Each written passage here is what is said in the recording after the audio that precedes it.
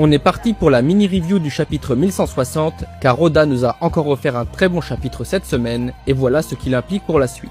Pour commencer, on apprend que le clan Davy pourrait appartenir à la tribu des Boucaniers, ce qui le rattacherait directement au destin de Kuma et à l'histoire de sa tribu.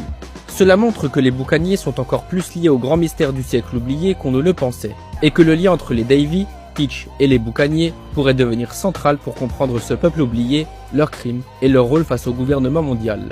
Pour ce qui est de Dragon, il est présenté comme un héros central dans le tournoi. Sa haine des dragons célestes découle forcément de cet événement marquant, et son sauvetage des jumeaux explique la survie de Shanks. Ce lien entre Shanks et Dragon pourrait ressurgir dans le présent avec Luffy comme point de rencontre. Ensuite, avec le redessin de certaines scènes du chapitre 1096, Oda reconstruit le puzzle pour offrir une vision plus claire de ce qui s'est réellement passé à God Valley, ce qui nous rapproche enfin de la révélation totale sur le conflit entre tous ces grands noms.